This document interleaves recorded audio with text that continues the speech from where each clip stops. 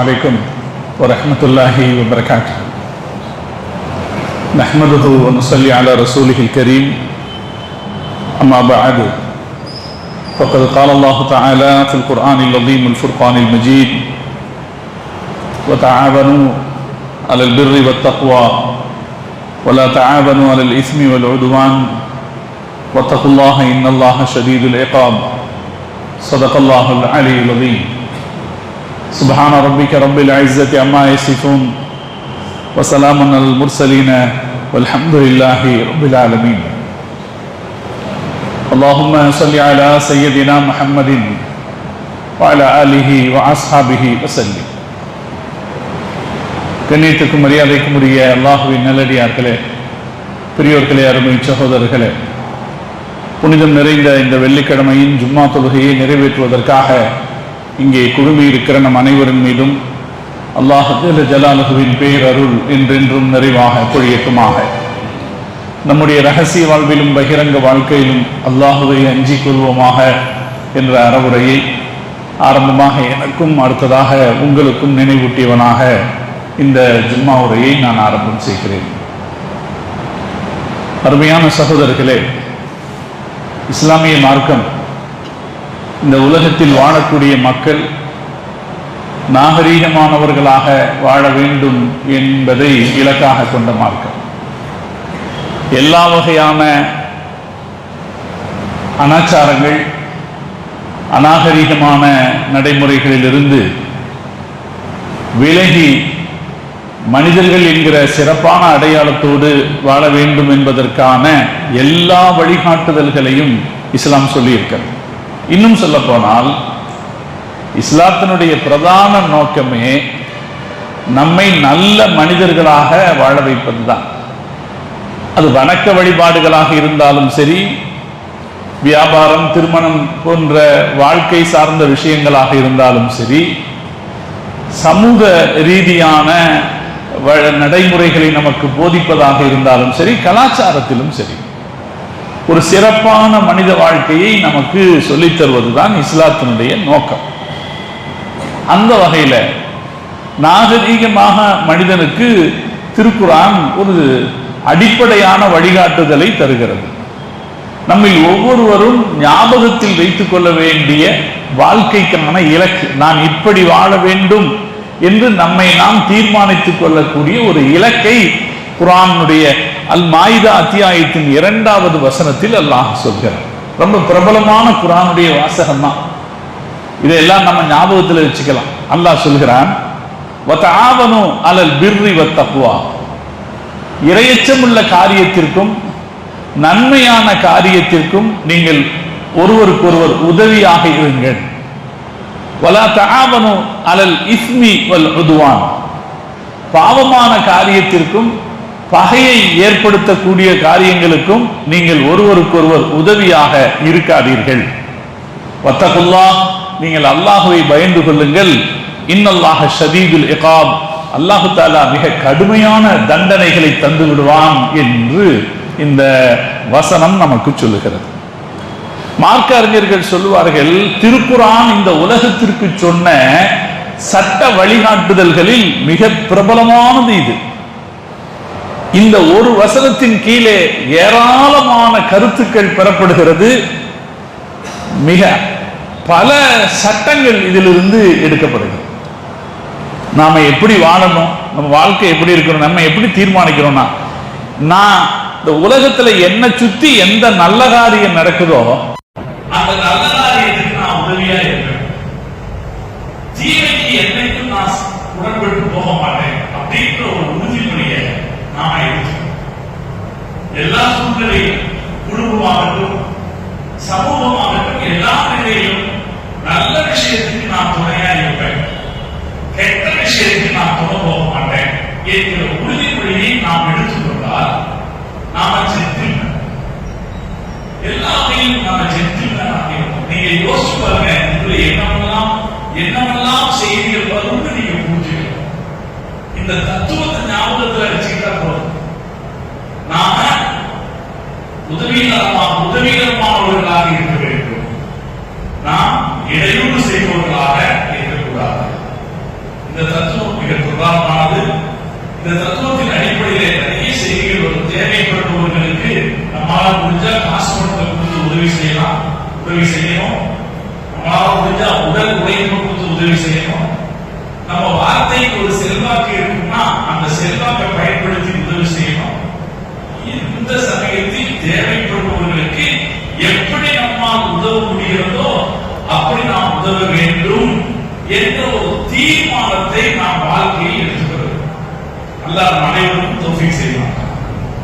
அப்படி சொல்லும் போது குர்ஆன் என்ன சொல்லுது? ரெண்டு விஷயம் சொல்லுது. நீங்க எதுக்கு உதவி செய்யணும்னா இறையச்சமுள்ள காரியத்துக்கு உதவி செய்யணும். சகோதரர்களே, என்ன அருமையான குர்ஆனுடைய வாசகம். நம்ம பல காரியத்துக்கு உதவியாக இருக்கிறோம், கூட்டா இருக்கிறோம். ஆனா அது இந்த அளவுகோலின்படி சரியாக இருக்கிறதா என்று யோசித்து விட்டோம் என்றால் நிறைய பிரச்சனைகள் திரும்பும். நீங்க பாருங்க, நான் வெளிநாடுகள் சொன்னா யாருக்கும் குத்தம் வராது, எல்லாருக்கும் புரிஞ்சு போயிடும். இஸ்ரேலுக்கு அமெரிக்கா உதவியா இருக்கு. ஒரு உதாரணம், இஸ்ரேலுக்கு அமெரிக்கா உதவியா இருக்கு. நல்ல விஷயத்துக்கு உதவியா இருக்கா? இறைவனை பயப்படக்கூடிய காரியத்துக்கு உதவியா இருக்கா? எதுக்கு உதவியா இருக்குன்னு யோசிச்சு பாருங்க. உலகத்தில் பல பகுதிகளிலும் நடக்குது. நான் வெளிநாட்டை சொல்றேன், நாம நம்ம வாழ்க்கையவே எடுத்துக்கலாம். நிறைய விஷயங்கள் அல்லாஹ்வை பயப்படக்கூடிய காரியத்திற்கு நாம் உதவியாக இருக்கிறோமா? அகப்பாவும் ஆணவமும் பிடித்த காரியங்களுக்கு நாம் உதவியாக இருக்கிறோமா? கெட்ட விஷயத்திற்கு நாம் உதவியாக இருக்கிறோமா? நல்ல விஷயத்திற்கு நாம் உதவியாக இருக்கிறோமா என்பதை நாம் யோசித்து பார்த்துக் வேண்டும். அல்லாஹ் அதான் சொல்றான், நீங்க இறைச்சக்கூடிய காரியத்துக்கு உதவியா இருக்கு, உபகாரம் செய்கிற காரியத்துக்கு உதவி. ஒருத்தருக்கு ஒருத்தர் விரும்புற அப்படிங்கிற வார்த்தைக்கு ஒருத்தருக்கு ஒருத்தர் உபகாரம் செய்கிற விஷயம், அதுக்கு உதவியா இருக்கு. அப்படி செய்யும் போது என்ன கிடைக்கும்? உடனே இறைச்சக்கூடிய காரியத்துக்கு உதவியாக இருக்கும் போது அல்லாஹ்வுடைய திருப்தி கிடைக்கும். பிறருக்கு உபகாரமாக இருக்கிற காரியத்திற்கு உதவி செய்கிற போது நமக்கு மக்களின் திருப்தி கிடைக்கும். அப்ப இந்த உதவி என்கிற ஒரு விஷயத்தில் நாம் அல்லாஹ்வுடைய திருப்தியை பெற்றுவிட முடியும், மக்களுடைய திருப்தியை பெற்றுவிட முடியும் என்று அல்லாஹ் நமக்கு இந்த வசனத்தில் சொல்லி காட்டுகிறார். இந்த வசனம் இன்னொரு செய்தியை சொல்லுது. நாம இப்படி உதவியாக இல்லாவிட்டால், செய்ய வேண்டிய உதவியை செய்யாவிட்டால், எந்த இடத்துல துணை நிற்க வேண்டுமோ அந்த இடத்தில் துணை நிற்காவிட்டால், நம்ம இல்ல பல பேர் எப்படி நடந்துக்கிறோம்னா, எனக்கு என்ன வந்துச்சு, எனக்கு என்ன வந்துச்சு, குடும்பத்தில் ஒரு நன்மை செய்கிற விஷயமா இருக்கலாம், அல்லது ஒரு சமூகத்தில் ஒரு நன்மை செய்கிற விஷயமா இருக்கலாம். அவங்க செஞ்சுக்குவாங்க அப்படின்னு நினைக்கிற குணம் நமக்கு பல பேருக்கு. நான் ஏன் செய்யணும் அப்படின்னு நினைக்கிற குணம் பல பேருக்கு. சரி, செய்யறதுக்கு உதவியாகவாவது இருக்கலாமே அப்படிங்கிற நினைப்பு இருக்கிறது இல்லை. அது நடக்கும் போது நம்ம என்ன நமக்கு என்ன அப்படின்ற ஒரு மனோநிலை இருக்குது இல்லையா? வித்தேர்த்தியான மனோநிலை, அது தவறானது. பிறருக்கு ஏற்படக்கூடிய ஒரு துன்பம், துயரம் அல்ல அவருடைய திறமைகளை கண்டுகொள்ளாமல் போகிற ஒரு மனோநிலை இருக்கிறது. அது எந்த வகையிலும் மனிதாபிமானது, மனிதாபிமானது. அதனாலே அல்லாஹ் சொல்கிறான், இந்த வசனத்தை நிறைவு செய்கிற போது அல்லாஹ் சொல்கிறான், நீங்கள் அல்லாஹ் பயப்படுங்க, அல்லாஹ் பயப்படுங்க, அல்லாஹ் கடுமையா தண்டிச்சுடுவான். இந்த வாசனம் தருவது என்னன்னா, எனக்கு என்னன்னு நடந்து போறான்னு பாருங்க, நான் ஏன் இதை கண்டுக்கணும், நான் ஏன் இதில் ஈடுபடணும்னு அலட்சியமா போறாங்களே, அவங்களுக்கு இருக்கிற மிகப்பெரிய எச்சரிக்கை இது. அல்லாஹ் கடுமையாக தண்டித்து விடக்கூடியவனாக இருக்கிறார். அதனாலே நாம எந்த சமயத்தில் சமூகத்தில் தேவைகள் ஏற்படுகிறதோ, எந்த தேவைகள் ஏற்படுகிறதோ அந்த தேவைகளுக்கு நம்மால் முடிந்த வகையில் துணையாக இருக்க வேண்டும். துணையாக இருக்கிறதுனா காசு கொடுத்தாலும் உதவி செய்யலாம். எல்லாரையும் காசு கொடுத்தாலும் உதவி செய்ய முடியாது, உடலால் ஒத்துழைக்கலாம். எல்லாராலும் உடலால் ஒத்துழைக்க முடியாது, மனதால் ஒன்றுபட்டு இருக்கலாம், குறைந்தபட்ச துவாவாவது செய்யலாம். இப்படி எந்த வகையிலும் நாம் நன்மைக்கு துணையாக இருக்க வேண்டும் என்று மார்க்கம் சொல்லும். அதுதான் ஜென்டில்மேன் வாழ்க்கை. ஜென்டில்மேன் வாழ்க்கை என்பது சிறப்பாக வாழ்வதுங்கிறது நல்ல பிராண்டட் சட்டம் போடுறது அல்ல. இன்னைக்கு எல்லாம் மனுஷன் தான் நினைக்கிறாங்க, பிராண்டட் சட்டம் போட்டுட்டு பிராண்ட் போட்டுட்டா நான் வந்து ஜெயிச்சு பிராண்ட் நினைக்கிறேன், அல்லது அடப்பமா வாழ்ந்துட்டா அது அவங்க எல்லாம் ஜெயிச்சு பிராண்ட் நினைக்கிறேன். பிரம்மாண்டமாக நடந்துட்டோம்னா பெரிய கார் வசதி அல்லது பெரிய பங்களாக்கள் பிரம்மாண்டமாக உலகத்துக்கு காட்டிட்டோம்னா அதை ஜென்டில்மேன் நினைக்கிறாங்க. நம்ம மார்க்கம் அதே ஜென்டில்மேன் என்று சொல்லவில்லை. யார் ஜென்டில்மேன் தெரியுமா? நம்ம மார்க்கம் சொல்லுது, யாரால சக மனிதனுக்கு நன்மை கிடைத்தோ அவன் ஜென்டில்மேன். அவன்கிட்ட காசு பணம் இருக்கலாம், அவன் குடிசையில் கூடி இருக்கலாம், அவர்களிடத்தில் ஒரு செய்கை கூட இல்லாமல் இருக்கலாம், பாக்கெட்டில் ஒரு 500 ரூபாய் வைத்துக் கொள்வதற்கு கூட தகுதியற்றவர்களாக இருக்கலாம். ஆனால் அவரால் பிறருக்கு நன்மை ஏற்படுகிறது என்றால் அவர் ஜென்டில்மேன். அவர்கள் அறிவிக்கிற ஒரு ஹதீஸ் இருக்கிறது. ஒரு மனிதர் பெருமானாரிடத்தில் வந்து கேட்டார், யா ரசூலல்லாஹ் ஐயுன் நாஸி அஹப்பு இலல்லாஹ், அல்லாஹ்வுக்கு ரொம்ப பிரியமான ஆள் யார் என்று கேட்டார். அல்லாஹ்வுக்கு ரொம்ப பிரியமானவர் யார்?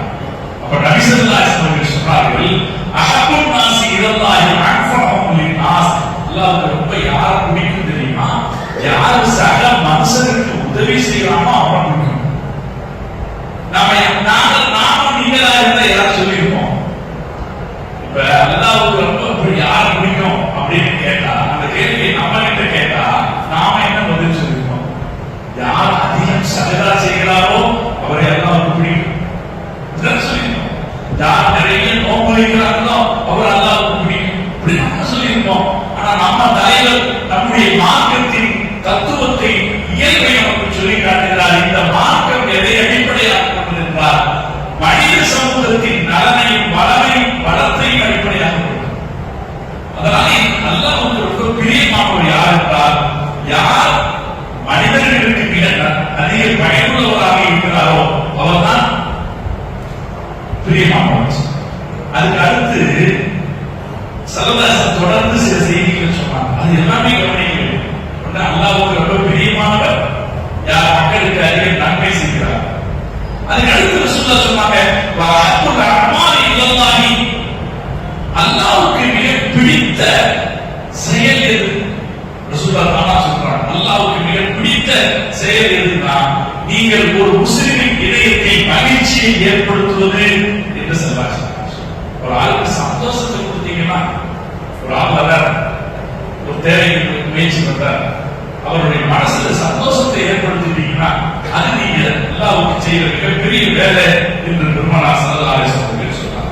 ஒரு தடவை ரசூலுல்லாஹ் இப்படி சொன்னாங்க, ஒரு தேவைக்காக ஒரு மனிதர் வந்தால் அவருடைய தேவையை நிறைவேற்றுவதில் நீங்கள் இறங்கி சென்றால் என்னுடைய இந்த பள்ளிவாசலில் 10 வருஷம் இஅ்திகாஃப் இருப்பதை விட அது சிறப்பானது. 10 வருஷம் இந்த பள்ளிவாசல் எந்த பள்ளிவாசல் சொல்றாங்க?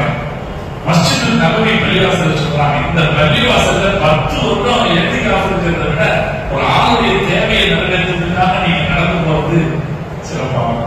நம்ம மார்க்கத்தை நம்ம புரிஞ்சுக்கணும். அது நம்ம மார்க்கத்தை புரிஞ்சுக்கிறது அல்ல நண்பர்களே, நாம வாழ்வதற்கான அர்த்தத்தை புரியும். நல்லா மனுஷனா வாழ்வதற்கான ஒரு வாய்ப்பு கொடுத்துருக்க, சிந்திக்கவும் சிறப்பாக செயல்படவுமான ஒரு நசீபு மனுஷனா பிறந்ததுனால தான் நமக்கு கிடைச்சு இல்லையா? மனுஷனுக்கு அல்லாத வேற யாருக்கும் இப்படி ஒரு வாய்ப்பு இல்லை. இப்ப நமக்கு அல்லாஹ் கொடுத்திருக்கிற இந்த வாழ்க்கையை அர்த்தம் உள்ள ஆக்கிக்கிறதுக்கு நபி ஸல்லல்லாஹு அலைஹி வஸல்லம் அவர்கள் இந்த ஹதீஸின் அடிப்படையிலே அருமையான விளக்கம் சொன்னாங்க. அதனாலதான் அறிஞர்கள் சொல்லுவாங்க, ஒரு முஸ்லிமுடைய வாழ்க்கை அடிப்படை தத்துவமே அவர் பிறருக்கு உதவியாக இருப்பது. அல்-அஸல் முஸ்லிமி ஐயஸ்ஆ லினஃபில் ஆகிரின், பிறருக்கு உதவுவதுதான் ஒரு முஸ்லிமுடைய வாழ்க்கை அடிப்படை தத்துவம் என்று அறிஞர்கள் சொல்லுவாங்க. நம்முடைய பெருமானார் ஸல்லல்லாஹு அலைஹி வஸல்லம் தோழர்கள் அபூதர் ரிஃபாரி ரலியல்லாஹு தஆலா என்கிற ஒரு நபி தோழர் இருந்தார். நாம் எல்லாம் வாசிக்க வேண்டிய வரலாறு அது ஒரு வரலாறு. அவர் ரசூல் ஸல்லல்லாஹு அலைஹி வஸல்லம் நபியின் அடையாளம் பெறுவதற்கு பல முயற்சிகள் எடுத்தவர். அதாவது சில பேருக்கு ரசூல் ஸல்லல்லாஹு ரசூலுல்லாஹ் சீக்கிரமா நெருங்க முடிஞ்சது. ஆனா அவர் அப்படி இல்லை. பல முயற்சிகள் செய்து பல நாள் சிரமப்பட்டு பல நாட்கள் பட்டினி கிடந்து பெருமானார் ஸல்லல்லாஹு அலைஹி வஸல்லத்தை அடையாளம் கண்டு கொண்டவர் அபூ தர் கிஃபாரி ரலியல்லாஹு தஆலா. ரசூலுல்லாஹ் பார்த்துட்டு அஸ்ஸலாமு அலைக்கும் அப்படின்னு முதல்ல சொன்னவர் அவர்தான். அஸ்ஸலாமு அலைக்கும் நம்ம சொல்றோமே, அது முதல்ல சொன்னது அபூ தர் கிஃபாரி ரலியல்லாஹு தஆலா தான் ரசூலுல்லாஹ் பார்த்து சொன்னார். அதே போல கஅபாவின் முற்றத்தில் லா இலாஹா இல்லல்லாஹ் கலிமாவை முதலாக சத்தமா சொன்னது அவர்தான். அவரு ரசூலுல்லாஹ் சத்தியத்தை இஸ்லாத்தை ஏற்றுக்கிறார். ஏற்றுக்கொண்ட பிறகு பெருமானார் ஸல்லல்லாஹு அலைஹி வஸல்லம் அவர்கள் அவரிடத்தில் அவர் புறப்படுகிற போது பெருமானார் ஸல்லல்லாஹு அலைஹி வஸல்லம் அவர்கள் அவரிடத்தில் கேட்கிறாங்க, ஃபஹல் அன்த முபல்லிகும் அலா கௌமிக, இப்ப நீ என்ன தீனை எங்கிட்ட இருந்து கத்துக்கிட்டியோ அந்த தீனை உன் மக்களுக்கு உன்னால் போய் சொல்ல முடியுமா? இவர் ஒரு வகை தலைவர், அவருடைய கிஃபார் குடும்பத்தில் பிரபலமான ஒரு மனுஷன். அதனால அவர் இஸ்லாத்தை ஏற்றுக்கொண்டு விடைபெறுகிற போது பெருமானாரிடத்தில் கேட்கிறார்கள், நீ இப்ப என்ன தீனை கஷ்டப்பட்டு கத்துக்கிட்டியோ இந்த தீனை உன்னுடைய சமூகத்துக்கு நீ சொல்ல முடியுமா? அஸல்லாஹு அன் யர்ஃபஅஹும் பிக, அல்லாஹ் முன்னால் அவர்களுக்கு பயனளிக்க கூடும், அதற்கான கூலியை அல்லாஹ் நமக்கு தரணும். இவ்வளவு கஷ்டப்பட்டு இஸ்லாத்துக்கு வந்தவர்கிட்ட நபி ஸல்லல்லாஹு அலைஹி வஸல்லம் சொல்ற செய்தி என்ன? உனக்கு கிடைச்ச நன்மையை நீ அடுத்த பசங்களுக்கு கொண்டு விடு, அது அவங்களுக்கு பயனளிக்கும் என்று சொல்றாங்க. இது நாம கவனம் செலுத்த வேண்டிய ஒரு விஷயம். நாம வாழ்க்கையில் நாம எப்படி இருக்கணும்? நாம ஜெயிச்சிட்டோம், நாம சிறப்பா இருந்துட்டோம், நாம நல்லா வாழ்ந்துட்டோம், அது போதும் என்று நாம் நினைக்க கூடாது. நம்மால் பயன் பெற்றவர்கள் என்று இந்த உலகத்தில் சிலராவது இருக்க வேண்டும். குறைஞ்சபட்சம் நம்ம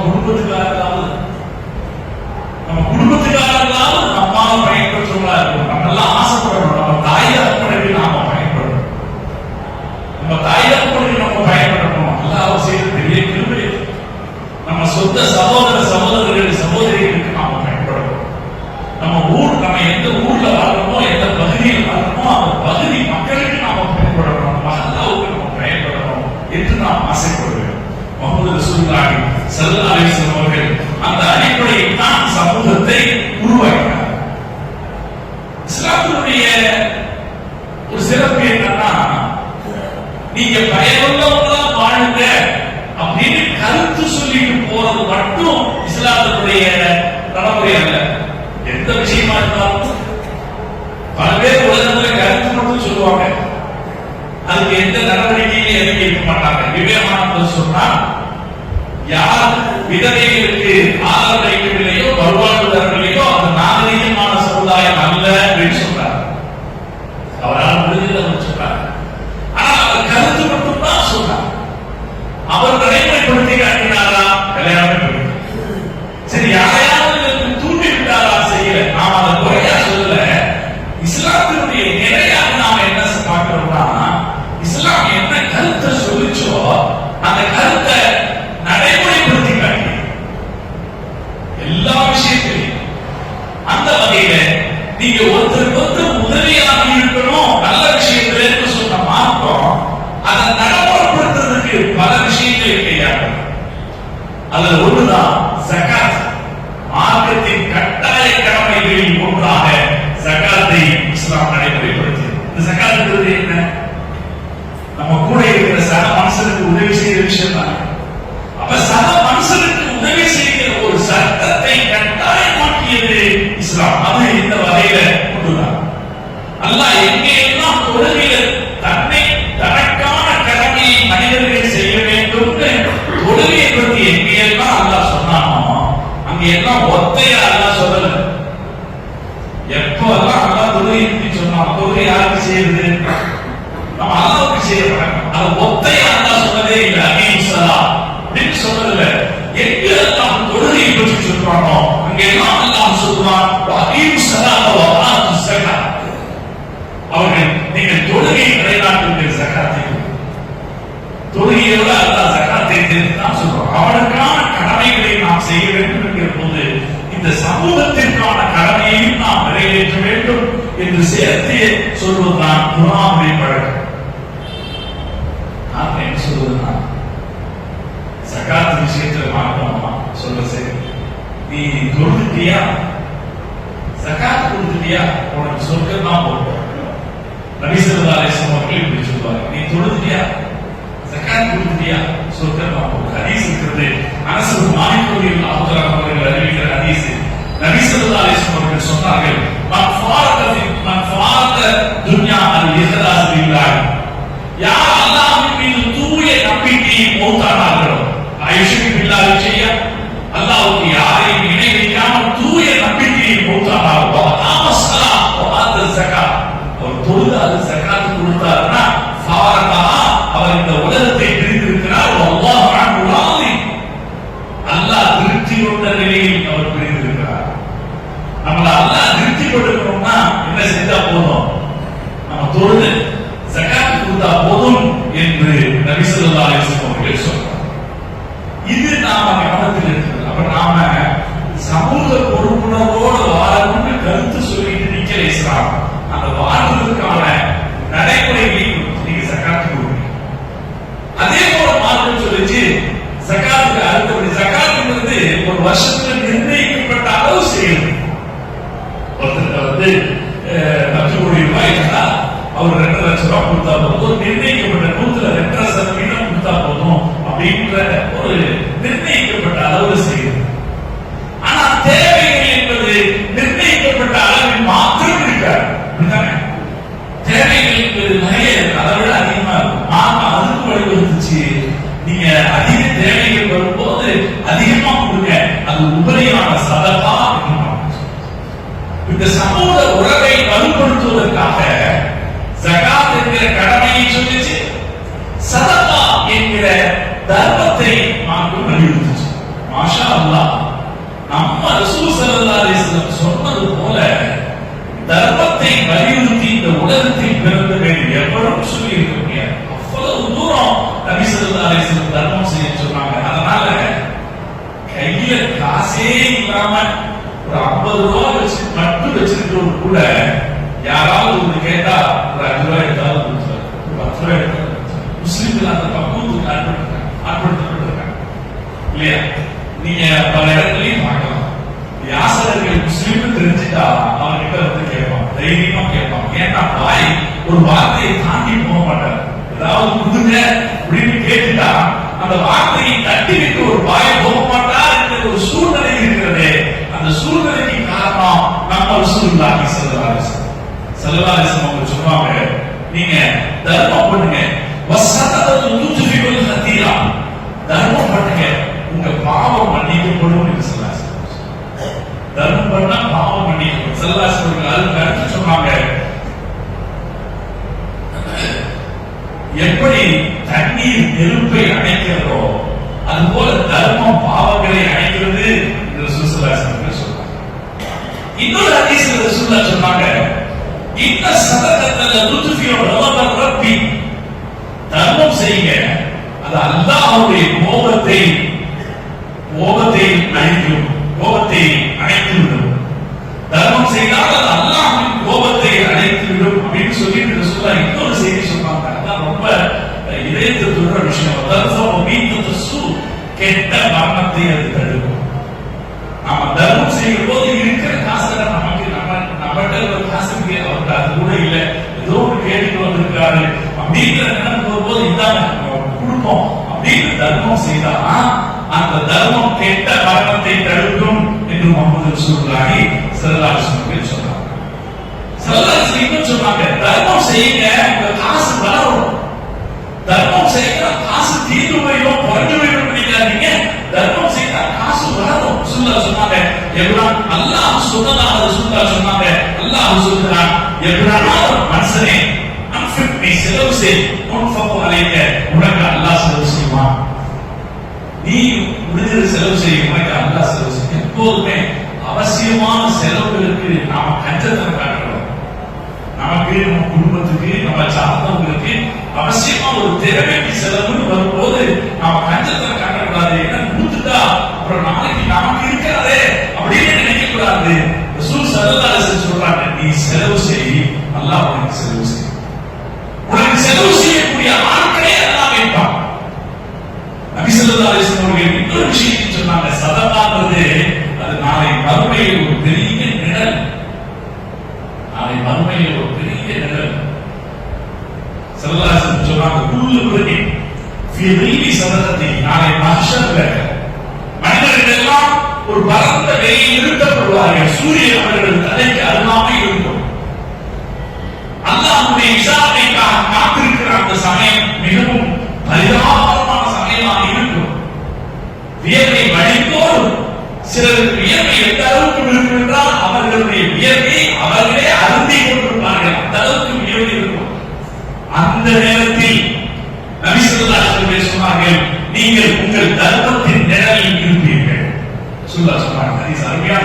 குல்லு முர்ரின், ஒவ்வொரு மனிதனும் ஃபீ ظில்லி சதகத்திஹி, அவருடைய சதகாவின் நிழலில் இருப்பார்.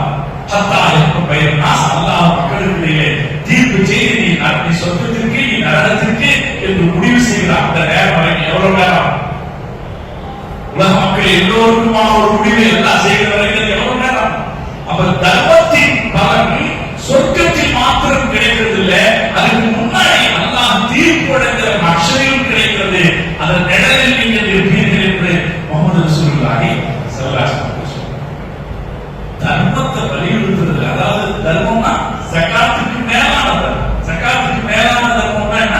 தேவையுடையவர்களுக்கு தேவை அறிந்து செய்கிறது. தேவையுடையவர்களுக்கு தேவை அறிந்து செய்கிற தர்மம் இருக்கு. அந்த தர்மத்திற்கு முஹம்மது ரசூலுல்லாஹி ஸல்லல்லாஹு அலைஹி வஸல்லம் மிகச்சிறந்த கூலிகளை கொடுத்தார். இந்த தர்மங்கள் நிறைய வழிகள் இருக்கு. அதுல ஒரு வழி உணவளிப்பு. ஒரு காலம் இருந்துச்சு, நம்ம வீடுகளில் ஒரு நேரம் சமைச்சோம்னா ஒரு 4 பேர் இருக்கிற வீட்டுல 6 பேருக்கு சமைப்பாங்க. யாராவது முசாஃபிர் 2 பேர் வருவாங்க, அவங்களுக்கு கொடுப்பாங்க. சில பெரிய மனிதர்களுடைய வீடு அப்படின்னாலே நான் பார்த்து பெரிய மனிதர்களுடைய வீடு, பணக்காரர்கள் வீடுனாலே எப்படி இருக்கும்னா அடுக்களை ரொம்ப பெருசா இருக்கும். ஒரு 30 பேர் 40 பேருக்கு தினசரி சமைப்பாங்க. நம்ம பகுதியில் நான் பார்த்திருக்கேன். அவங்க வீட்டு சாப்பாடுங்கிறது அவங்க குடும்பத்தினர்களுக்கு மாத்திரம் இருக்காது. அவங்க வீட்டுல சாப்பாடுங்கிறது பலருக்காக இருக்கு. பள்ளிவாசல் யாராவது வெளியூர்காரர்கள் வந்தால் வாங்க சாப்பிடலாம் போயிடுவாங்க. நம்ம ஊர்ல நான் பார்த்திருக்கேன்.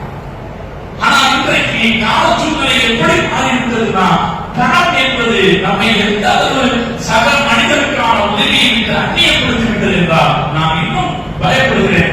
நம்மளுடைய டைனிங் டேபிள்கள் நமக்கு மாத்திரமே உரியதாக மாறிவிடும். நம்ம டைனிங் டேபிள்ல யார் சாப்பிட்டுருக்கா யோசிச்சு பார்க்கலாம். இந்த வாரத்துல நம்ம டைனிங் டேபிள்ல யாரெல்லாம் சாப்பிடுவோம்? வசதி இருக்கிறது, வாய்ப்பு இருந்தாலும் அந்த டைனிங் டேபிள் நமக்கு மட்டுமே வச்சிருக்கிறோமா இல்லையா? சகோதரர்களை யோசிக்கும். நம் மார்க்கம் சொல்லி இருக்கிற மிகச்சிறந்த சதகாக்களில் ஒன்று இத்ஆம், பசித்தவர்களுக்கு உணவளிப்பது. பல தடவைகளில் மக்கள் வந்து பெருமானாரிடத்தில் கேட்பார்கள், ஐயுல் இஸ்லாமிய அஃதல் யா ரசூலல்லாஹ், இஸ்லாத்தில் மிகச்சிறந்த காரியம் எது என்று கேட்கிற போது பெருமானார் ஸல்லல்லாஹு அலைஹி வஸல்லம் சொன்ன பதில் இத்ஆம், நீங்கள் பசித்தவர்களுக்கு உணவளியுங்கள் என்று சொல்றார். அல்லாஹ் குர்ஆனில் சொல்றார், மூமின்கள் எப்படி இருப்பார்கள்? அவர்கள் உணவு கொடுப்பார்கள், அவர்களுக்கு பிரியமானதாக இருந்தால். நல்லா இருக்கு, நம்மளே சாப்பிடலாம், வேணா நாளைக்கு வச்சு சாப்பிட்டுக்கலாம். இன்னைக்கெல்லாம் நம்ம அப்படித்தான் செய்யலாம், எடுத்து வச்சிருக்கேன், நாளைக்கு சாப்பிட்டுக்கலாம் நினைக்கிறேன். அந்த உணவு அவர்களுக்கு பிரியமானதாக இருந்தாலும் அதை அவர்கள் கொடுப்பார்கள். மிஸ்கீன் ஏழைகளுக்கு கொடுப்பார்கள், யதீமன் அனாதைகளுக்கு கொடுப்பார்கள், அசீரன் கைதிகளுக்கு கொடுப்பார்கள். அல்லாஹ் சொல்கிறான். சொல்லிட்டு அல்லாஹ் சொல்லும்போது அவங்க என்ன நினைப்பு கொடுப்பாங்க? இன்னமா முத்தடிமுட்டு வச்சிருக்கீங்களா, அல்லாஹ்வுடைய திருப்திக்காக நாங்கள் கொடுக்கிறோம் என்று நினைப்பாங்க. நீங்க எங்களுக்கு தேங்க்ஸ் சொல்ல வேண்டாம். உதவி செய்துட்டு நாம ஒரு மனப்பக்குவத்துக்கு வரோம். உதவி செய்துட்டு நம்மகிட்ட இருந்து உதவி பெற்றவங்க தேங்க்ஸ் சொல்லணும்ன்ற எதிர்பார்க்கிற ஒரு குணம் இருக்கு, அது வேணும். அல்லாஹ் சொல்றாங்க, சொல்லுவாங்க சாப்பாடு கொடுப்பார்கள், கொடுத்து விட்டவர்கள் சொல்வார்கள், நான் உயிரிக்கும் ஜஸான் வ ஷுக்கூரா, நாங்கள் நீங்க எங்களுக்கு இதுக்கு பதிலா என்னமோ செய்யணுமோ அல்லது நீங்க எங்களுக்கு டாக்ஸ் சொல்லணும்னா நாங்க எதிர்பார்க்கலன்னு சொல்றோம். இது உணவளித்தலின் சிறப்பை நமக்கு சொல்லுங்க. ஹதீஸ்ல ஒரு கிராமத்து அரபி பெருமானாரிடத்தில் சொன்னார், அல்லாஹ்வின் தூதரே, அல்லினி அமரன் யுதுஹில்னில் ஜன்னா, என்னை சொர்க்கத்திற்குள் கொண்டு சேர்க்கிற ஒரு நல்லவரை எனக்கு சொல்லுங்க அப்படின்னு ஒரு கிராமத்து அரபி வந்து கேட்டார். அவருக்கு பெருமானார் ஸல்லல்லாஹு அலைஹி வஸல்லம் சொன்னார்கள், ஃபதஇல் ஜாய், பசித்தவருக்கு உணவு கொடு, வஸ்கில் மம்மா, தாகித்தவர் இருப்பவருக்கு தண்ணீர் கொடு என்று ஸல்லல்லாஹு அலைஹி வஸல்லம். சகோதரர்களை நாம யோசிச்சு பார்க்கிறோம், நமக்கு அதிசயமா இருக்கு நம்ம தலைவர் எப்படிப்பட்டவர். அவர் ஒரு சமய போதகர், இஸ்லாமிய மார்க்கத்தை கொண்டு வந்தவர், அல்லாஹ்வை நோக்கி மக்களை அழைப்பதற்காக வந்தவர். நீ சொர்க்கத்துக்கு போகணும்னா என்ன செய்ய, நீ 1000 ரக்காத் தொழுகைன்னு அவர் சொல்லல. தொழுகணுமா, அது மார்க்கம் அனுமதி. ஆனால் ஒரு சராசரியான ஒரு மனிதன் பெருமானாரிடத்திலே வந்து நான் சொர்க்கத்திற்கு போவதற்கான வழியை சொல்லுங்கள் என்று சொல்லும் போது ரசூல் ஸல்லல்லாஹு அலைஹி வஸல்லம் யதார்த்தமா சொன்ன வார்த்தை என்ன, நீ பசித்திருப்பவருக்கு சாப்பாடு கொடுங்க, தாகமா இருப்பவருக்கு தண்ணீர் கொடுங்க என்று சொன்னாங்களே. இந்த மார்க்கத்தின் மனோ இயல்பு எப்படிப்பட்டது என்பதை நாம் புரிந்து கொள்வதற்கான ஒரு வாய்ப்பு. எனவே உணவளிப்பது என்பது சிறந்த தர்மம். ஸல்லல்லாஹு அலைஹி வஸல்லம் அவரே சொன்னாங்க, இத்தப்பும் நான் வளவு விஷயத்தை தமிழத்தில் உங்களுக்கு ஒண்ணுமே இல்லை, ஒரே ஒரு பேச்சம்பழம். அப்படின்னா அந்த பேச்சம்பழத்தை பாதியை பொறுத்த வர்றாரு. அந்த நேரத்தில் வந்து ஏதாவது சாப்பிட கிடைக்குமான்னு கேட்டா அந்த பேச்சம்பழத்தை பாதியை பிச்சு கொடுத்துருங்க, அல்லாஹ் உங்களை நரகத்திலிருந்து பார்த்தார். இத்தப்பும் நான் நீங்கள் நரகத்தை விட்டு தவிர்த்து கொள்வீர்கள், வளவு விஷயத்தை தமிழத்தில் ஒரு பேரித்தம்பழத்தின் துண்டை கொள்ளாமல். இந்த மார்க்கம் அந்த சாப்பாடு கொடுக்கிறதுக்கு சொன்ன முக்கியத்துவம் எப்படிப்பட்டது. ரசூல் ஸல்லல்லாஹு அலைஹி வஸல்லம் இன்னொரு ஹதீஸில் சொன்னார்கள், ഖിയാറുൽ மன் அத்அம தஆம், யார் உங்களில் தாம், உங்கள் யார் நல்லவர் தெரியுமா, உங்கள் யார் நல்லவர் தெரியுமா, யார் சாப்பாடு கொடுக்கிறாரோ அடுத்தவங்களுக்கு அவர்தான் நல்லவர் என்று பெருமானார் ஸல்லல்லாஹு அலைஹி வஸல்லம் சொல்றாங்க.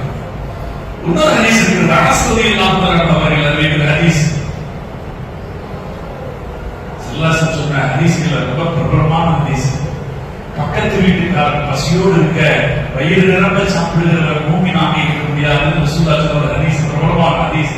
ஹதீஸ் தபரானியில் வருகிறது. மா ஆமனபி மன் பாத்த சுபஹானன் வஜாஹு ஜாயிபன், பக்கத்து வீட்டுக்காரர் பசியோடு இருக்கிற போது எவன் ஒரு இரவை கழிக்கிறானோ அவன் என்னை நம்பிக்கை கொண்டவன் அல்ல, அவன் பசியோடு இருக்கிறான் என்பதை தெரிந்தும் அவனுடைய பசியை போக்குகிற வேலையில் ஈடுபடாதவன் அவன் என்னை நம்பிக்கை கொண்டவன் அல்ல என்று முஹம்மது ரசூலுல்லாஹி ஸல்லல்லாஹு அலைஹி வஸல்லம் சொல்றார். சகோதரர்களே, மார்க்கம் பிறருடைய பசியை போக்குன்னு சொன்ன இடத்துல மனுஷனுடைய பசியை போக்குங்க மட்டும் கூட சொல்லல. விலங்குகளுடைய பசியை தான் அதை கூட நீங்கள் விலங்குகளின் பசியை கூட போக்குங்கள் என்று சொல்லுச்சு. இப்படி சொன்னா நீங்க சொர்க்கத்திற்கு போக முடியும்னு சொல்லுச்சு. முஹம்மது ரசூலுல்லாஹி ஸல்லல்லாஹு அலைஹி வஸல்லம் சொன்னாங்க, ஒரு மனிதர் சொர்க்கத்திற்கு சென்றார். எதனால் சொர்க்கத்திற்கு சென்றார் என்றால், ஒரு நாய் தண்ணீர் கிடைக்காமல் அது தத்தளித்துக் கொண்டிருப்பதை பார்த்தவர் அந்த நாய்க்கு தண்ணி கொடுத்தாரு, அல்லாஹ் அவருக்கு சொர்க்கத்தை கொடுத்தான் என்று முஹம்மது ரசூலுல்லாஹி ஸல்லல்லாஹு அலைஹி வஸல்லம். அதனால சதகாக்கள்ல சிறந்த சதகா சாப்பாடு கொடுக்குது. பசிச்சவங்களுக்கு சாப்பாடு, பசிச்சவங்க இருக்காங்கலாம் இல்லை, பசிச்சவங்க உருவத்துல இருக்காங்க. இன்னைக்கு யார கேட்டாலும் நம்ம என்ன சொல்லிடுறோம்னா, எங்கிட்ட பக்கீர்களுக்கு சாப்பாடு கொடுத்தா சாப்பாடு போட்டுட்டு போயிடுவாங்க. சாப்பாடு போட்டு நிறைய பேருக்கு கொஞ்சம் பேர் தான் வர்றாங்க, அவங்களுக்கு எல்லா இடத்துலயும் சாப்பாடு கிடைக்குது, சாப்பாடு போட்டுட்டு போயிடுறாங்க. அதனால சாப்பாடு இல்லை, சித்தவர்களுக்காக இருப்பாங்க. நம்முடைய குடும்பத்தில் சில பேர் இருப்பார்கள், நல்ல சாப்பாடு முடியாதவர்களாக. ஏன் நம்ம அவங்களுக்கு ஒரு நேரம் ஒரு பிரியாணி வச்சு கொடுக்க கூடாது? இந்த நேரத்துல இருப்பாங்களா?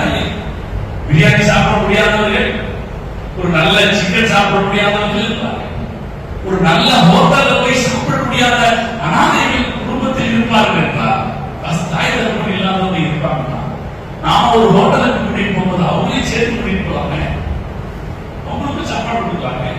அப்படி கொடுப்பதும் இந்த வகையில் நடக்கும்.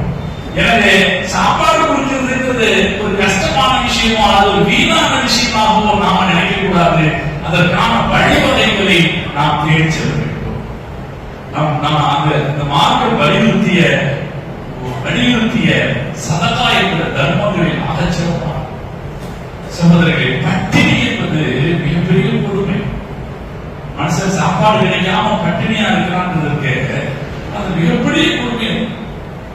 பட்டினியால் என்ன நடக்கும்?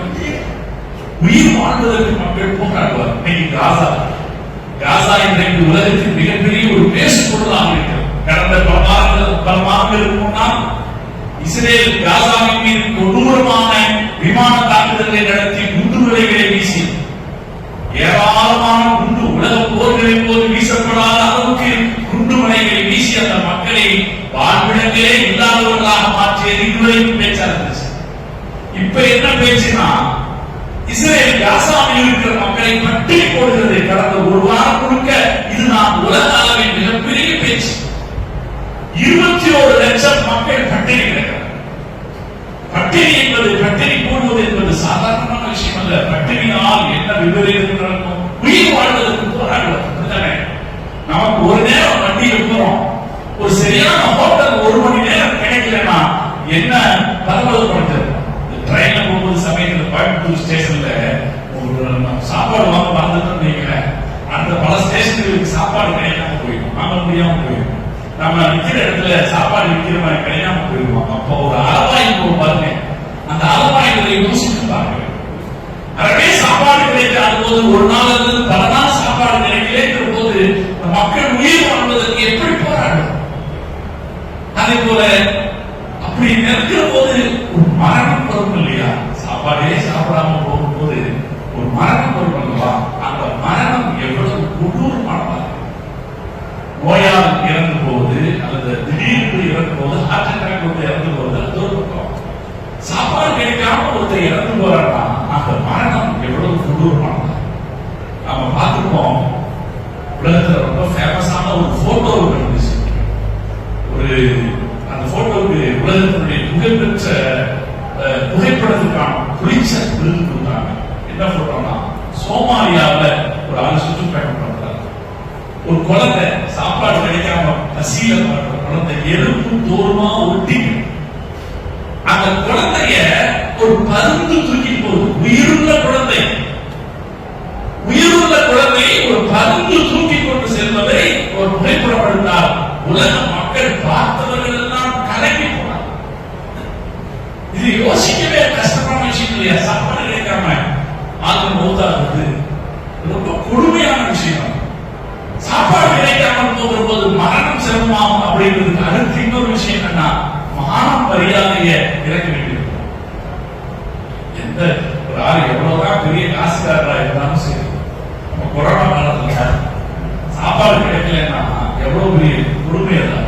சாப்பாடு கிடைக்கலன்னா ஒரு தன்னுடைய குழந்தைக்கு சாப்பாடு கொடுக்கல முடியலன்ற போது ஒரு தாய் எந்த அளவு கற்பொழுக்கத்தை பார்த்து கொண்டிருக்கிறோம். இன்றைக்கும் நாம பார்க்கலாம், தவறான நடத்தைகளுக்கு சென்ற பல பெண்கள் சொல்கிற காரணம் என்னவாக இருக்கும்? எங்க குழந்தைக்கு சாப்பாடு கொடுக்க முடியல, அதனால இந்த வழிக்கு சொல்லுவாங்க. சாப்பாடு பசி என்பது மான மரியாதையை இறக்க செய்வது. அதே போல பசி அதிகரிக்கிற போது இன்னொரு தீமை என்ன நடக்கும்னா, கொள்ளைகள் அதிகரிக்கும். ஒரு ஆளுக்கு பசிக்கிற போது எதையும் பார்க்க மாட்டான், திருடியாவது சாப்பிடலாம்னு நினைப்பான், நல்லது எழுது பார்க்க மாட்டான். பசி வருகிற போது கொலைகளே அதிகரிக்கும். அது அவ்வளவு பெரிய ஒரு கொடுமை. இதை ஆட்சியில் இருப்பவர்களும் அதிகாரத்தில் இருப்பவர்களும் சாதாரண மக்களும் புரிஞ்சுக்கிறோம். நாம புரிஞ்சுக்கிறோம். நம்மளை சுத்தி இருக்கிறவங்களுடைய பசி கொடுமையை நம்ம புரிஞ்சுக்கிறோம். ஆட்சி அதிகாரத்தில் இருக்கிறவங்களும் புரிஞ்சுக்கிறோம். அது ரொம்ப கடுமையான. முஹம்மது ரசூலுல்லாஹி ஸல்லல்லாஹு அலைஹி வஸல்லம் அவர்கள் அல்லாஹ்விடத்திலே பாதுகாப்பு தேடிய பிரார்த்தனைகள் ஒன்று, யா அல்லாஹ் எங்களை ஏழ்மையிலிருந்து பாதுகாப்பாயாக. காபாவுக்கு போன உடனே, காபாவை பார்த்த உடனே கேட்கிறதுக்கு ஒரு துவா. காபாவை பார்த்த உடனே என்ன செய்வோம்னா, யா அல்லாஹ் இந்த காபாவின் கண்ணியத்தை அதிகப்படுத்துவாயான்னு கேட்போம். அது ஃபர்ஸ்ட் துவா. இரண்டாவது துவா என்ன தெரியுமா?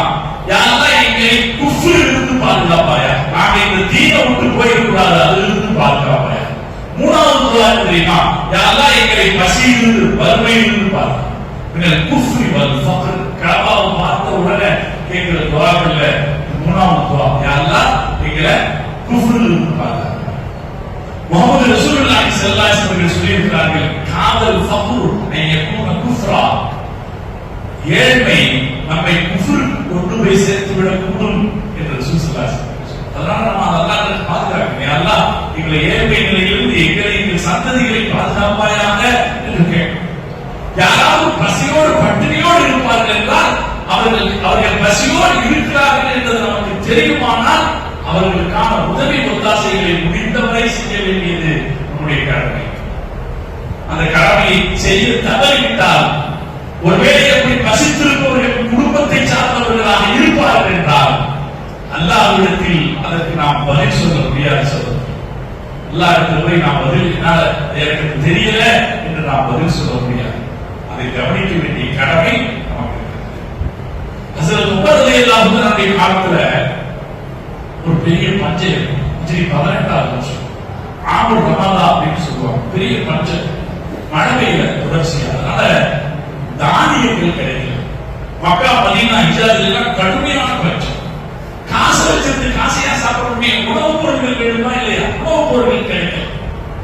ஹஸரத் உமர் ரலியல்லாஹு அன்ஹு அவங்க அந்த காலகட்டத்தில் என்ன செஞ்சாங்கன்னா, உடனே வெளிநாடுகளுக்கு அவருடைய கட்டுப்பாட்டில் இருக்கிற எகிப்துக்கு வந்தாங்க. அதெல்லாம் ரொம்ப தூரத்தில் இருக்கிற நாடுகள், 1000 மைல்களுக்கு அப்பால் இருக்கிற நாடுகள். பரவாயில்ல, அந்த ஆதரவை அங்க இருக்கிற கவர்னருக்கு சொல்லி உங்க ஊர்ல இருக்கிற உணவு தானியங்களை அனுப்பி வைங்க அப்படின்னு முதல்ல அதுக்கு ஏற்பாடு செய்தார்.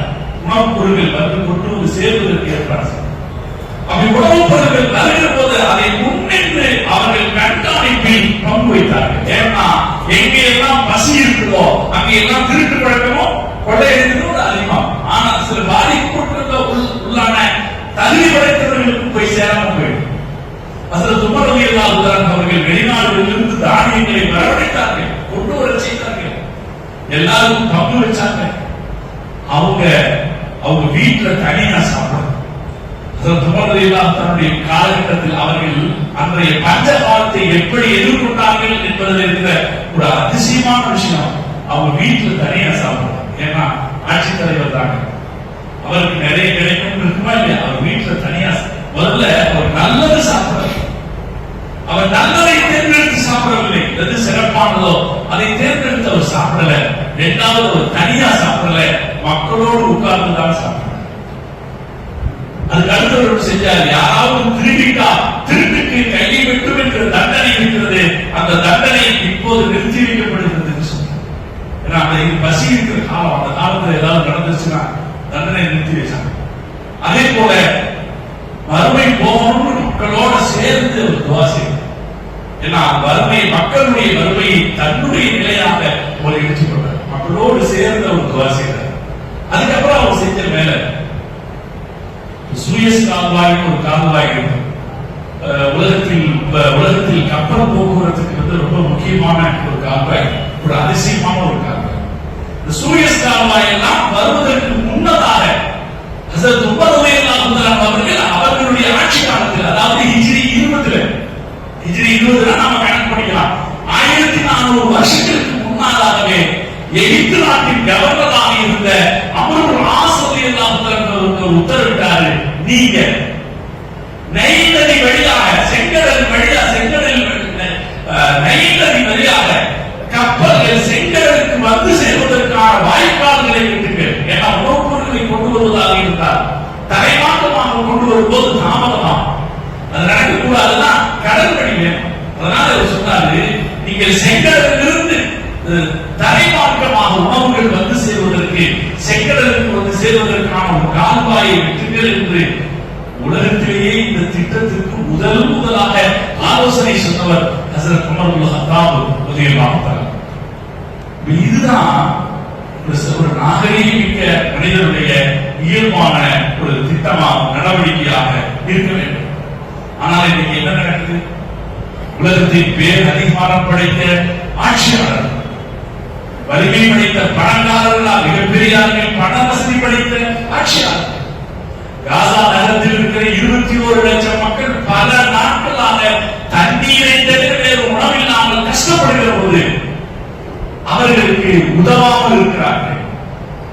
உதவாமல் இருக்கிறார்கள், இன்னொரு பக்கத்தில் உதவ முடியாமல் இருக்கிறார். பத்திரிகைகளை படிக்கும் போதே நெஞ்சமெல்லாம் நடுங்க செய்கிறது.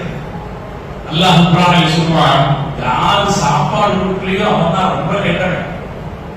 பசிச்சவங்களுக்கு சாப்பாடு யாரு கொடுக்கலையோ அவன் ரொம்ப கெட்டவன். அவனுக்கு மதமே கிடையாது. அரைத்தல்லதி யுகதிர் பித்தி, தீன் இல்லாதவர்கள் யார் தெரியுமா? நாத்திகன் யார் தெரியுமா? அல்லாஹ் கேட்கிறான். நாத்திகன் யார் தெரியுமா? கடவுளை நம்பாதவன் யார் தெரியுமா? அரைத்தல்லதி யுகதிர் பித்தி, கடவுளை நம்பாதவன் யார் தெரியுமா? வலாயில்லதி எதுபயதி, யார் அனாதைகளை விரட்டுகிறானோ, வலா யஹு அலா தமாமி மிஸ்கீன், ஏழைகளுக்கு உணவளிக்க தூண்டவில்லையோ அவன் கடவுள் நம்பாதவன், கடவுளை நம்பாதவன். அப்போ பசிச்சவர்களுக்கு சாப்பாடு கொடுக்கிறவன் அவனுக்கு இறைபக்தி உள்ளவனே கிடையாது, அவனுக்கு மதமே கிடையாது. அவன் மதமே கிடையாது, நமக்கு இதயமே கிடையாது. இன்னொரு ஹதீஸ் இருக்கிறது. நபி ஸல்லல்லாஹு அலைஹி வஸல்லம் சொன்னார்கள், ஸலாத்துல்லாஹி யுகல்லிமுஹுல்லாஹு வலா யன்துரு இலைஹிம் யௌமல் கியாமா. மூணு பேரை அல்லாஹ் நாளை மறுமையில் பேச மாட்டான் அவர்களோடு, அவர்களை அல்லாஹ் பார்க்கவும் மாட்டான். மூணு பேர் யாரெல்லாம்? ஸல்லல்லாஹு அலைஹி வஸல்லம் சொன்னார்கள், வலஹும் அஸாபுன் அலீம், அவர்களுக்கு கடும் தண்டனை இருக்கிறது.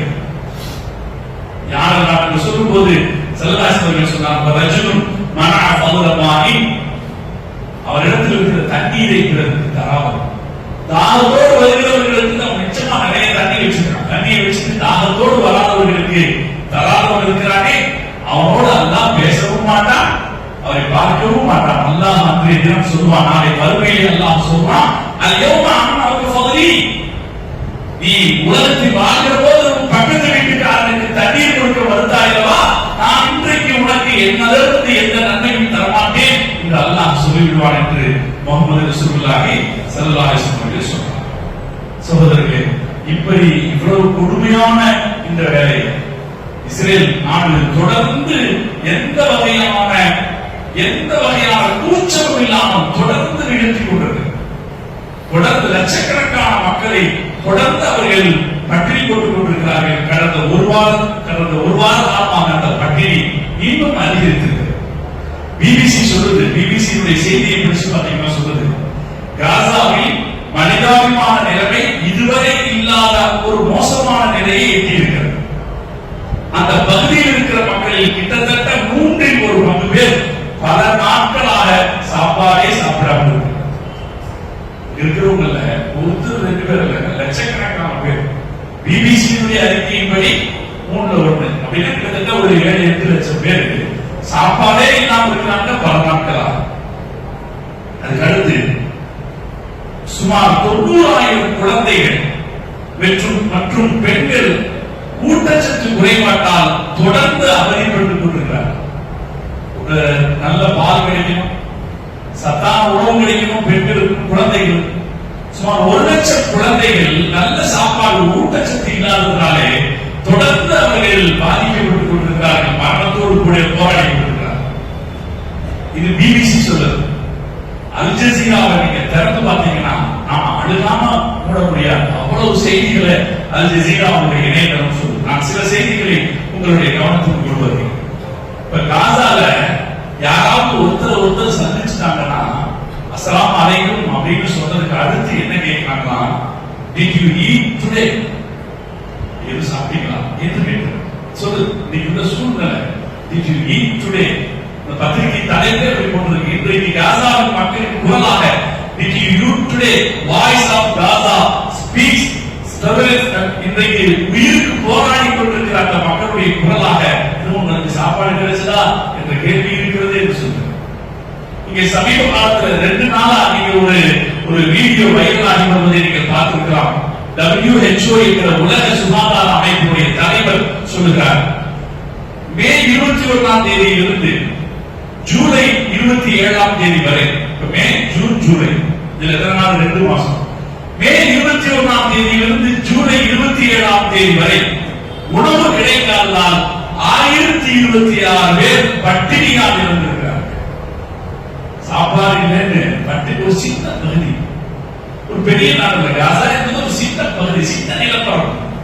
அந்த சின்ன நிலப்பரப்புக்குள் 1000 பேர் பட்டினியால் இருந்திருக்கிறார்கள் என்றால் எவ்வளவு? நம்ம தமிழ்நாட்டில எல்லாம் நம்ம ஊர்ல ஒரு இடத்துல பட்டினி சாவு ஏற்பட்டுட்டாலே அது மிகப்பெரிய உலக சுகாதார அமைப்பின் தலைவர் சொல்கிறார் 1026 பேர் மே 27 இருந்து 27 ஜூலை வரை உணவு கிடைக்காமல் பட்டினியாக இருக்கிறார்கள். இதில் 5 வயதுக்கும் குறைவான குழந்தைகள் அதிகமாக 5 வயசுக்கு குறைவான குழந்தைகள் இருக்கிறார். இஸ்ரேலிய அரசு இப்ப காசா நகரத்தின் மீது பட்டினி தாக்குதலை நடத்தி கொண்டிருக்கிறது. அந்த ஊர்ல பாம்பு போட்டு லட்சக்கணக்கானவங்களை ஊனமாக்கிடுச்சு. இதுவரைக்கும் இஸ்ரேல் நடத்திய தாக்குதல்ல 1,34,105 பேர் மோசமாக ஊனமடைந்திருக்கிறார். 1,35,000 பேர் ஊனமடைந்திருக்கிறார். அப்படி ஊனமடைந்தவர்களில் 40,500 பேர் குழந்தைகள். யோசிச்சு பாருங்க, நன்மை 40,500 குழந்தைகள் ஊனமடைந்தாங்க. அந்த குழந்தைகள் எப்படி ஊனமடைந்தாங்க? இந்த தாக்குதல்ல தப்பி அந்த தாக்குதலுக்கு போனா, இந்த தாக்குதல்ல உறவுக்காரங்க 2 பேர் இறந்து போயிட்டாங்க, அந்த தாக்குதல்ல உறவுல மீதி இறந்து போயிட்டாங்க, இந்த தாக்குதல்ல அந்த குழந்தையுடைய வலது கால் போச்சு, இந்த தாக்குதல்ல அந்த குழந்தையுடைய கை போச்சு என்றெல்லாம் வரக்கூடிய அந்த செய்திகளை படிக்கிற போது இதை கொண்டவர்கள் யாரும் ரத்த கண்ணீர் நடிக்காமல் அவன் தொடர்ந்து சொல்றாங்க. தினசரி 10 குழந்தைகள் அவர்கள் ஊனமடைந்தார். தினசரி 10 குழந்தைகள் இஸ்ரேலின் தாக்குதல் ஊனமடைந்தார். இதெல்லாம் தாக்குதலாக நடக்கிறது. இந்த தாக்குதலையும் எங்க நடந்தது? பல இடங்களில் இஸ்ரேலிய அரசுக்கு சார்பான உதவி நிறுவனங்கள், இஸ்ரேலியும் சில பேர் இருப்பாங்களா இல்லையா, அவங்க உதவி செய்யணுங்கிற இடத்துல உதவிகள் வழங்குவதற்காக வருகிற போது அந்த இடத்தில் மக்கள் கூடி நிற்கிறார்கள். அப்படி கூடி இருக்கிறவர்களை சுட்டுக் கொள்கிறது இஸ்ரேலிய அரசு.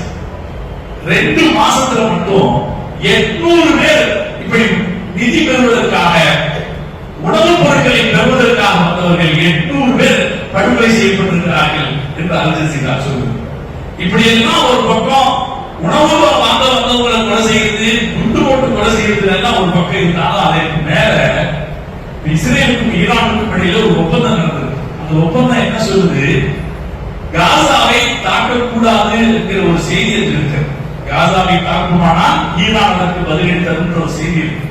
அது மேல அதற்கு மேல உலக நாடுகளுடைய கண்காணிப்பு நிறைய இருக்கு. அப்பால அந்த மக்கள் எவ்வளவுதான் குண்டு வீசினாலும் காசாவுக்கு போக மாட்டேங்கிறார்.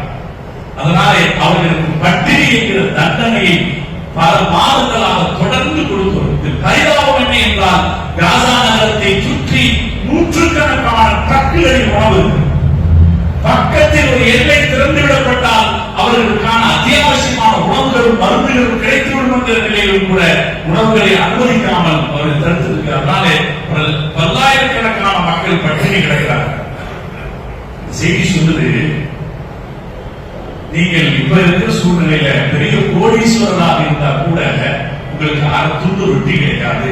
Even if you have millionaire in Gaza right now, you won't find bread, you won't find a bag of rice or a can of milk. Markets are empty. நீங்க கோடிக்கணக்கில் காசு வச்சிருந்தாலும் ஒரு பை அரிசி உங்களால வாங்க முடியாது, ஒரு பாட்டில் பால் உங்களால வாங்க முடியாது. காரணம், கடைகள் எல்லாம் காலியாக இருக்கிறது என்று அந்த செய்தி சொல்கிறது. அதுக்கப்புறம் அவங்க சொல்றாங்க, எங்களுக்கு ஒரு சிங்கிள் எக்கு, ஒரு முட்டை கூட கிடைக்கல. We can't find a single egg, ஒரு முட்டை கூட எங்களுக்கு கிடைப்பதில்லை. குழந்தைகள் அழுகுறாங்க. அந்த அழுகும் போது ஏதாவது வாங்கி கொடுக்கிறாங்கன்னா, முந்தைய காலத்தில் $2 விற்ற ஒரு பொருள் இப்ப $250 விற்கும். $2 விற்ற ஒரு பொருள் $250 விற்கிற போது தாய்மார்கள் கதறுகிறார்கள். பசிக்கு அழுகிற எங்கள் குழந்தைகளுக்கு விலைவாசி ஏற்றத்தை பற்றி நாங்கள் எப்படி சொல்லிக் கொண்டிருக்கிறோம்? அம்மா கதறாங்க. பசிக்கு எங்கள் குழந்தை அழுகிற போது நாங்கள் விலைவாசி அதிகமாக இருக்கிறது என்று எப்படி எங்களால் சொல்லிக் கொள்ள முடியும்? ஒரு கட்டுரையுடைய தலைப்பே என்ன சொல்றது? ஜஸீரால காசாவில் வாழ்வதை விட மரணிப்பது லேசானது, வாழ்வதை விட காசாவில் மரணிப்பது லேசானது. ஒரு கொடூரமான பட்டினி போருக்கு காசா மக்களை இஸ்ரேலிய அரசு தள்ளியிருக்கு. நாம் சிந்திச்சு பார்க்கிறோம். கொஞ்சம் சாப்பிட முடியாம போக மாட்டாங்க, அது எவ்வளவு பெரிய கஷ்டம்னு சிந்திச்சு பார்க்கிறோம். அந்த மக்களுடைய பரிதவிப்பை, அவர்களுடைய மிக மோசமான வாழ்க்கை சூழலை எண்ணி பார்க்கிறோம். இவ்வளவு நடக்கிறது. உலகத்தின் பெரும் தலைவர்களை வேடிக்கை பார்த்து கொண்டு அவங்களால செய்யக்கூடிய வேடிக்கை பார்த்துக் கொண்டிருக்கிறார்கள். இந்த ஒரு சூழ்நிலை மிக கொடூரமானது. இந்த சூழ்நிலையில நாம என்ன செய்ய முடியும்? துவா செய்யணும். அல்லாஹ்வுக்கு நாம செய்ய என்னங்க இது துவா என்னங்க ஒரு பெரிய தீர்வாகவும் நாம யோசிக்க கூடாது. வேறு எந்த காரியமும் செய்ய முடியாத சூழ்நிலையில இதை நாம உணரணும். இப்படி இருக்குது காசாவின் நிலைமை என்று நாம் உணர வேண்டும். உணர்ந்து நாம பக்குவப்படுத்திக்கிறோம். பட்டினி இருக்கிறவங்களுக்கு எங்கேயும் நான் உணவு கொடுப்பேன் அப்படின்னு ஒரு தீர்மானத்தை முதல்ல எடுக்கணும். இரண்டாவது, காசாவில் பட்டினியாக கிடக்கூடிய மக்களுக்காக நாம துவா செய்யணும். சோசியல் மீடியாக்களில் யார் இருந்தாங்கன்னா அவங்க இந்த செய்தியை பரப்பலாம். எனக்கு உலகத்தின் கவனத்திற்கு அது போய் சேரும்.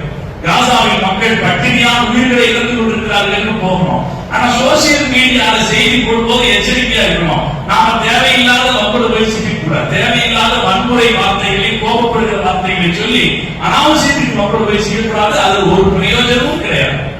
இந்த செய்தியை உலகத்திற்கு கொண்டு போய் சேர்ப்பதில் இம்மாதிரி ஏதாவது செய்ய முடியும் என்றால் அப்படி ஒரு வேலையை செய்யலாம். ஏன்னா இன்னைக்கு சமூக ஊடகங்கள் ரொம்ப முக்கியமான ஒரு பங்கு வகிக்குது. அந்த செய்யணும். நாம் எல்லாரும் துவா செய்யணும். தனிமையிலும் துவா செய்யணும். இப்படி மக்கள் காசா இருக்கிற நேரத்தில் லா இலாஹ இல்லல்லாஹ்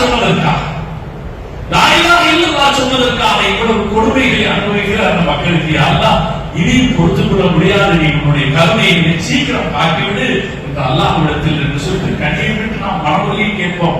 நிச்சயமாக அல்லாஹ் மிக சீக்கிரத்தில் ஒரு தீர்வை தந்து விடுவான். உலகத்தின் ஆட்சியாளர்களின் இதயத்தை அல்லாஹ் திறந்து விடுவான்.